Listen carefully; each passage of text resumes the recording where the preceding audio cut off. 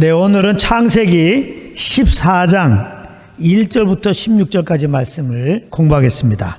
오늘 본문은 아브라함 조카 롯이 속한 가나안 남부의 왕들이 가나안 북부의 왕들에게 전쟁에서 패배함으로 롯이 붙잡혀가게 되었는데, 아브라함과 그가 집에서 길리운 318명이 함께 가서 롯을 구출해 주었다고 하는 그런 내용입니다.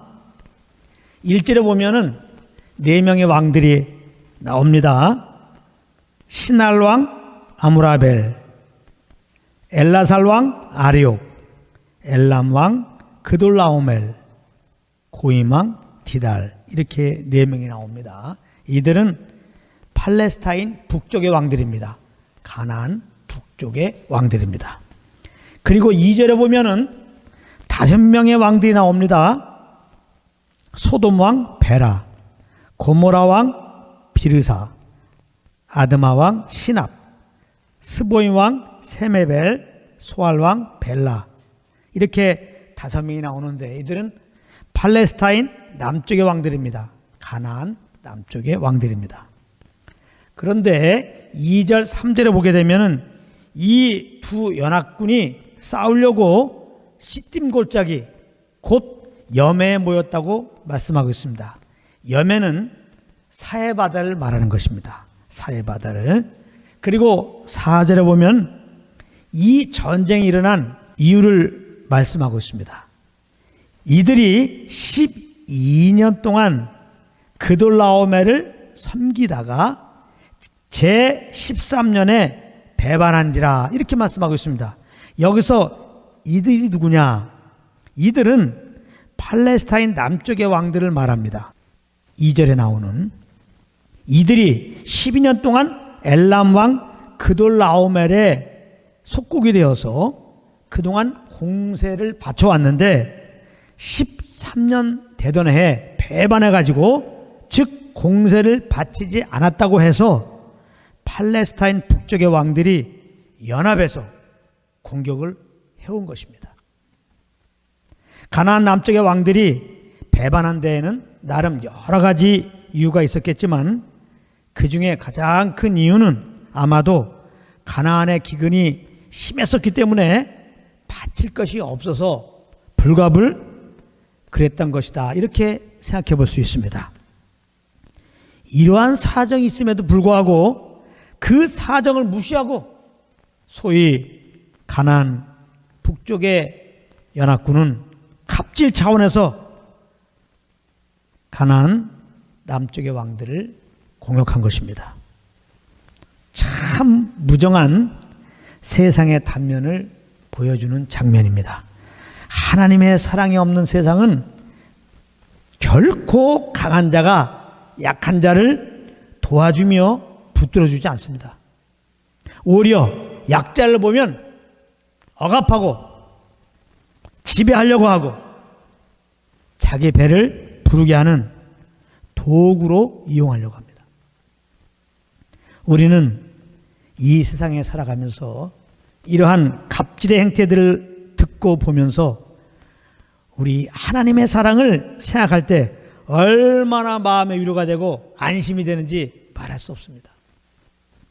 하나님이야말로 우리를 지으신 창조자이신데도 불구하고 피조물인 인간들이 하나님을 배반하고 이렇게 하나님이 싫어하는 일만 골라서 하는데도 연약함이 그지없는 우리들을 오래 참아주시고 급기야 그 아들을 보내셔서 우리 대신 십자가에서 대속죄를 삼으시고 우리를 죄에서 구원해 주셨으니 말입니다.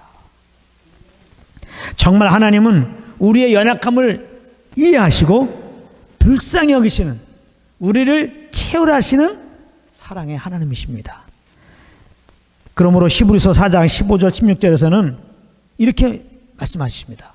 우리가 약하기 때문에, 우리가 가진 것이 없기 때문에, 우리가 능력이 없기 때문에 오히려 담대히 하나님께 나아가서 때를 따라 돕는 은혜를 받으라고 이렇게 권면합니다. 제가 읽겠습니다. 우리에게 있는 대제사장은 우리 연약함을 치유하지 아니한 자가 아니요 모든 일에 우리와 같이 한결같이 시험을 받은 자로되 죄는 없으시니라. 그러므로 우리가 긍휼을 받고 때를 따라 돕는 은혜를 얻기 위하여 은혜의 보좌 앞에 담대히 나아갈 것이니라. 아멘. 5절부터 10절까지 말씀은 가나안 북부의 왕들이 14년 되던 해에 가나안 남부의 왕들이 배반한 것을 확인하고 그돌라오멜 왕이 1년 동안 군사들을 정비한 후에 14년 되던 해에 연합군을 형성해서 가나안 남부의 왕들을 쳐들어갔다는 그런 내용입니다. 그래서 전쟁이 일어났는데 그돌라오멜 왕이 주도한 가나안 북부의 연합군이 대승을 이루었다고 하는 그런 내용입니다. 그런데 이것은 하나님께서 가나안 남부의 왕들에게 어서 회개하고 하나님께 돌아오라고 가나안 북부의 왕들을 채찍으로 삼아서 때리신 것입니다. 창세기 13장 13절에 보면 소돔 사람은 악하여 여호와 앞에 큰 죄인이었다고 이렇게 말씀하고 있습니다. 그래서 하나님 입장에서는 이들을 멸하실 수밖에 없는 것입니다. 창세기 13장 10절에 보면 이런 말씀이 있습니다. 이에 롯이 눈을 들어 요단 들을 바라본 즉 소알까지 온 땅에 물이 넉넉하니 여호와께서 소돔과 고모라를 멸하시기 전이었는 거로 그랬습니다. 여호와께서 소돔과 고모라를 멸하시기 전이었는 거로. 여기 보면 하나님은 소돔과 고모라의 죄악이 너무 관영해서 멸하식으로 이미 마음을 정하고 계셨음을 우리가 알 수가 있는 것입니다. 그럼에도 하나님의 본심은 죄인들을 멸하시는 것이 아니고 구원하는 것이기 때문에 그때를 늦추시면서 가나안 북부의 왕들을 채찍 삼아 죄에서 돌이키라고 가나안 남부의 왕들을 지금 때리신 것입니다. 이런 관점에서 우리는 이 세상에서 일어나고 있는 여러 재난들을 바라보아야 되는 것입니다. 이런 것들은 궁극적으로 영혼들이 회개하고 예수님을 믿어서 구원을 얻게 하기 위한 하나님의 사랑의 채찍이라는 것입니다. 이런 관점으로 이 세상의 그런 재난들을 보는 은혜가 있기를 바랍니다. 그렇지 않으면 재난이 일어나면 참 걱정하고 근심하고 염려하고 또 왜 이런 일이 일어나는가 짜증내고 그렇게 인생을 한탄하게 되는 겁니다. 디모전서 2장 4절에 보면은 하나님은 모든 사람이 구원을 얻으며 진리를 하는 데 이르기를 원하신다 이렇게 말씀하고 있습니다. 그렇기 때문에 어떻게든지 영혼들이 주님께 나오길 바라는 마음 안에서 원치 않지만 때로는 이 땅에 이러한 재난들을 재앙들을 허락하신다는 사실을 우리는 기억해야 되는 것입니다. 11절 12절 말씀을 제가 읽겠습니다. 내 왕이 소돔과 고모라의 모든 재물과 양식을 빼앗아가고 소돔에 거하는 아브라함의 조카 롯도 사로잡고 그 재물까지 노력하여 갔더라 이렇게 말씀하고 있습니다. 여기 보면 가나안 북부의 왕들이 소돔과 고모라의 모든 재물과 양식을 빼앗아갔고 아브라함과 조카 롯도 사로잡아갔고 재물도 빼앗아갔다고 말씀하고 있습니다. 롯이 소돔으로 장막을 옮긴 이유가 무엇이었습니까? 그것이 눈에 보이기에 하나님의 동산 같아서, 즉 더 살기 좋은 곳 같아서 간 것입니다. 그리고 그곳에 가면 더 많은 재물과 양식을 얻을 수 있을 것 같아서 욕심 따라서 그곳에 간 것입니다. 육신의 생각 따라 눈에 보이는 대로 롯은 소돔으로 간 것입니다. 여기 롯은 하나님이 왜 등장시켰느냐? 하나님의 자녀들이 영의 인도함을 따르지 않고 육신을 따라 행할 때, 믿음으로 행하지 않고 눈에 보이는 대로 행할 때 어떤 결과를 얻게 되는지 본으로 삼으시려고 롯을 등장시킨 것입니다. 베드로후서 2장 7절 8절에 보면 롯을 의인이라고 말하는 것입니다. 롯도 하나님의 사람입니다. 무업한 자의 음행한 행실을 인하여 고통하는 의로운 롯을 건지셨으니 의로운 롯이라고 나옵니다. 이 의인이 저희 중에 거하여 날마다 저 불법한 행실을 보고 들음으로 그 의로운 심령을 상하니라. 이렇게 말씀하고 있습니다. 하나님의 부르심 받은 자들이 육신의 정욕을 따른 결과는 그 생각과 완전히 반대되는 결과를 경험하게 된다는 것입니다. 잘 들으세요. 롯은 소돔으로 가면 살기 좋을 줄 알았습니다. 그런데 갔더니 전쟁이 일어난 겁니다. 그리고 자기가 속한 도시가 전쟁에서 대패하게 된 겁니다. 롯은 소돔에 가면 잘 살 줄 알았습니다. 그런데 롯은 전쟁 포로가 된 것입니다. 생사의 갈림길에 서 있게 된 것입니다. 롯은 소돔에 가면 엄청난 부자가 될 줄 알았습니다. 그렇게 생각한 것입니다. 그래서 그 생각 따라 소돔에 간 겁니다. 그런데 부자가 되긴커녕 있는 재물을 다 빼앗겼습니다. 한마디로 육신의 정욕을 따르면 그 마음의 원대로 되지 않는다는 것입니다. 그래서 무엇보다 그 마음이 큰 곤란을 겪게 된다는 거예요. 육신을 따라가면 그 마음은 사망이라 이 말입니다. 그러나 우리가 영의 인도함을 따라가게 되면, 영의 인도함을 따라가려면 내 것을 다 내려놔야 됩니다. 나를 분해해야 됩니다. 그렇기 때문에 영의 인도함을 따라서 가면 무슨 일을 당한다 할지라도 그 무슨 일로 말미암아 그 마음에 큰 요동함이 없는 것입니다. 지금 롯이 당한 일보다 더 큰 어려움을 당해도 주님의 인도함을 따르면 그 마음엔 요동함이 없는 것입니다. 변함없이 함께 하시며 그것으로 인도하신 주님께서 이 모든 것이 합력해서 선으로 인도하실 것을 바라보는 믿음이 있는 겁니다. 그렇게 행하실 주님을 기대하게 되는 겁니다.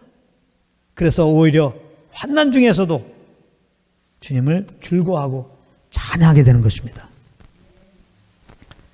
그러므로 우리가 내 생각 따라, 내 감정 따라 눈에 보이는 대로 움직이는 것보다 항상 내 안에서 말씀하시는 성령님께 귀를 기울이고 이분이 주시는 감동과 그 인도함을 따라 산다는 것이 얼마나 중요한지, 우리 영혼이 유일하게 보호되는 그것이 유일한 길이라는 것을 꼭 기억하시길 바랍니다. 13절에 보면 한 도망자가 와서 아브라함에게 롯이 잡혀간 사실을 알려줬다고 이렇게 말씀하고 있습니다. 여기 도망자는 누군가? 10절에 보면은 가나안 북부 연합군들에게 쫓겨 소돔에 있던 자들 중에 몇 사람들이 산으로 도망했다고 그랬는데 그 산으로 도망간 사람 중에 하나가 지금 아브라함에게 와서 롯이 잡혀갔다고 얘기해 준 그 사람입니다. 14절에 보면 아브라함이 롯이 잡혀갔다는 소식을 듣고 집에서 길리운 연습한 자 318명을 거느리고 단까지 쫓아갔다고 말씀하고 있습니다. 아브라함이 롯을 구하러 이렇게 당장 달려간 것은 하나의 이유 때문입니다. 아브라함이 롯을 사랑해서 그런 것입니다. 사랑은 죽음보다 강한 것입니다. 그런데 잘 알아야 될 것은 아브라함이 사랑에 이끌려서 지금 롯을 구하러 갔는데 이 사랑은 아브라함으로부터 나온 것이 아니라는 겁니다. 롯을 사랑하신 하나님께서, 그래서 롯을 구하고자 하시는 하나님께서 그 롯을 사랑하는 마음을 아브라함에게 넣어주셨던 것입니다. 그 하나님의 사랑이 부어지니까 아브라함은 지체 없이 롯을 구하러 그 전쟁터에 뛰어든 것이죠. 절대로 아브라함으로부터 나오는 그 롯을 향한 그러한 사랑의 마음을 갖고는 절대로, 마음은 당장 가서 롯을 구하고 싶지만 절대로 행동에 옮길 수가 없는 겁니다. 아브라함은 민간인입니다. 민간인으로서 이렇게 훈련받은, 그것도 지금 전쟁에서 승리해가지고 의기양양한 그 가나안 북부 연합권 그 진영에 들어간다는 것은 도저히 실행에 옮길 수가 없는 일입니다. 아무리 훈련시킨 318명이 있다 해도 그들은 전쟁을 대비해서 훈련시킨 자들이 아니에요. 이들은 아브라함이 가축이 많잖아요.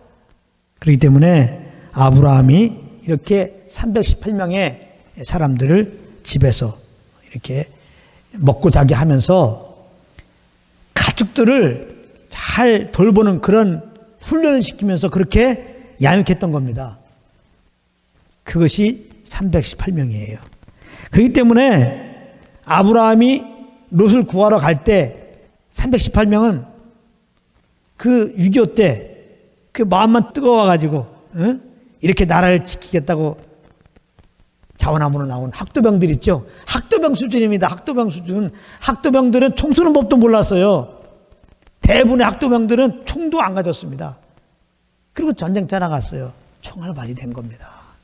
여기 지금 아브라함이 데려가는 318명은 그런 자예요. 전쟁으로 말하면 학도병 수준입니다. 전쟁으로 해서 저들이 훈련받은 게 없어요.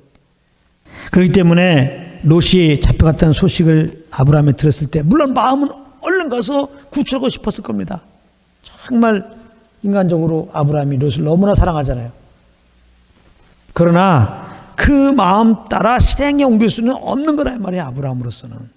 그런데 오늘 말씀 보게 되면은 아브라함이 한 도망자로부터 롯이 잡혀가는 소식을 들었을 때 바로 롯을 잡으러 가나안 북부 연합권 진영 가운데 갔다는 겁니다.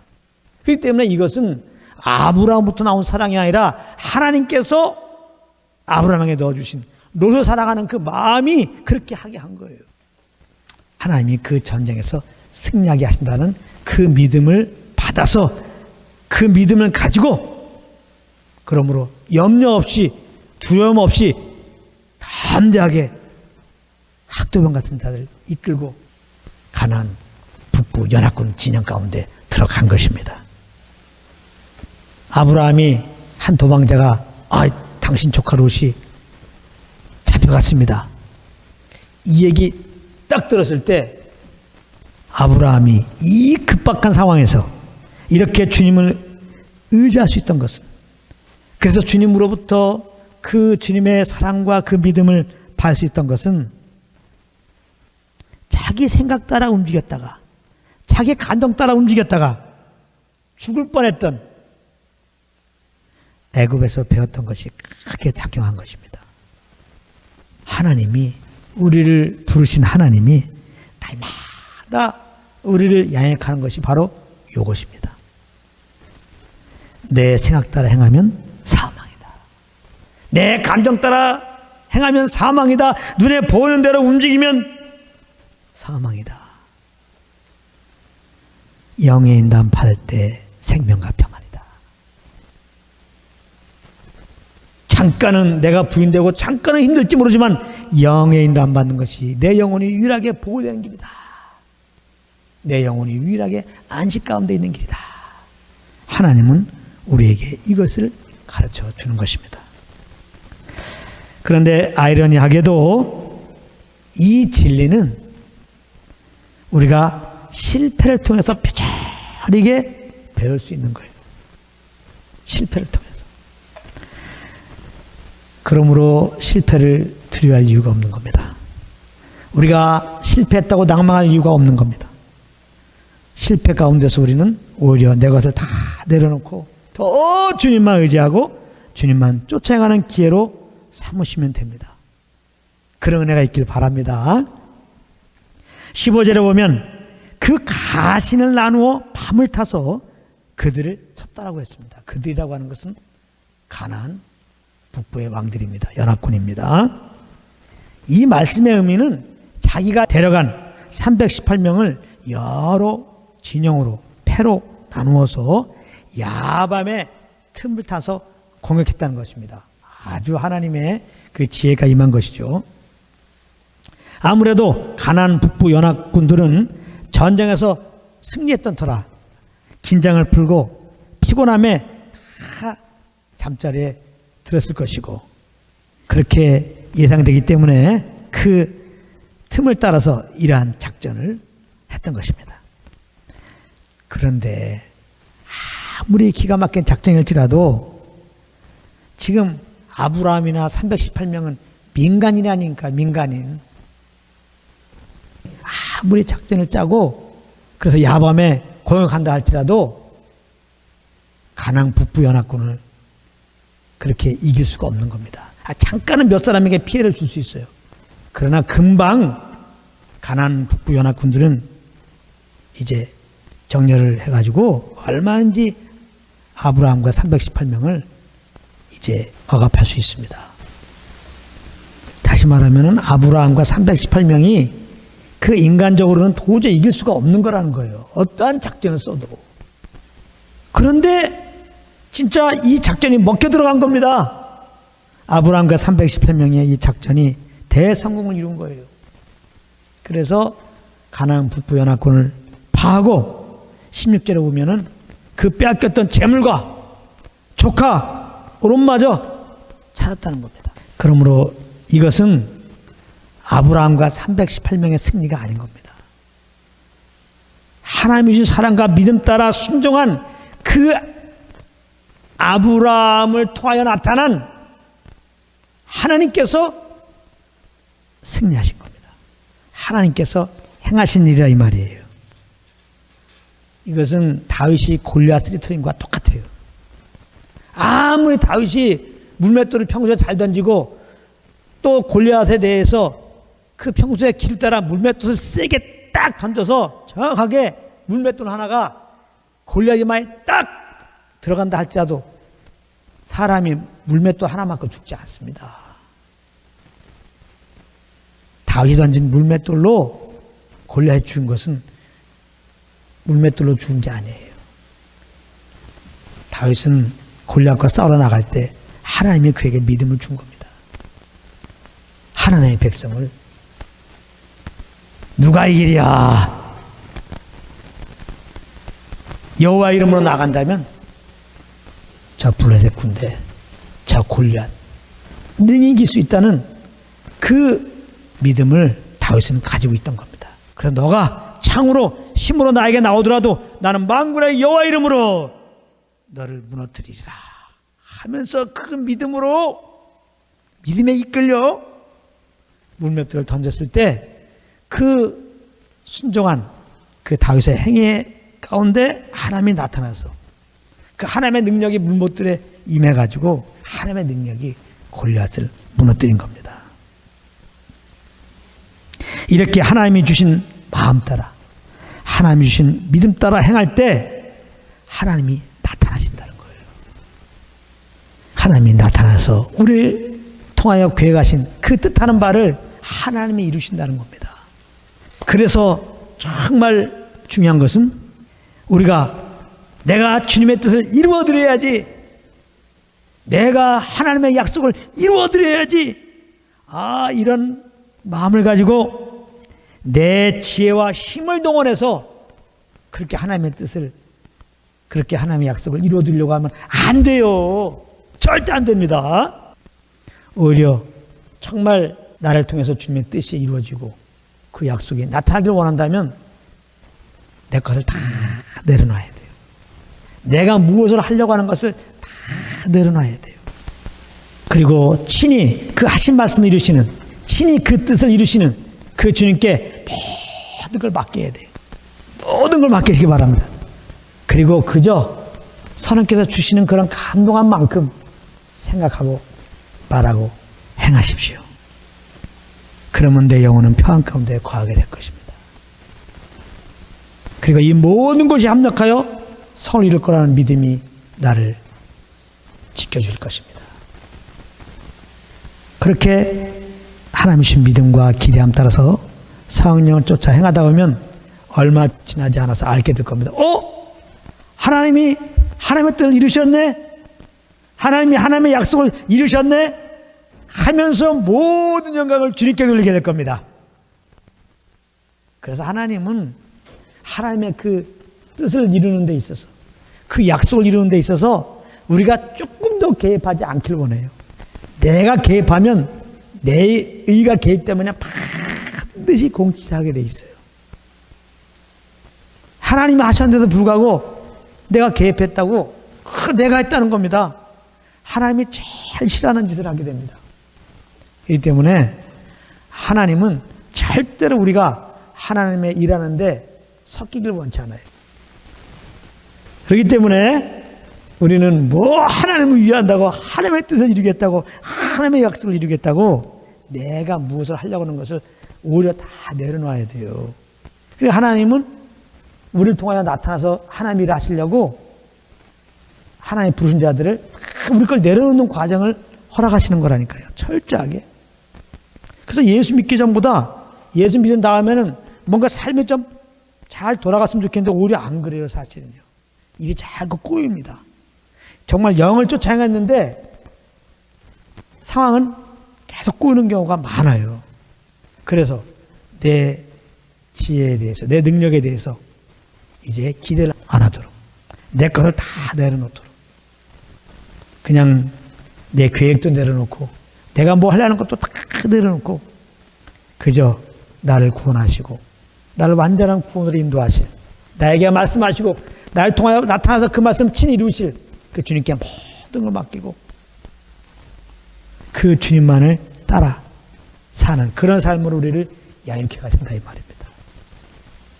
이런 것들을 잘 아시고 항상 주님을 의지하고 그 주님께서 주시는 그런 감동과 그 소원함을 따라서 평생 그렇게 주님을 따라가는 여러분들 되시기를 예수님으로 축복합니다.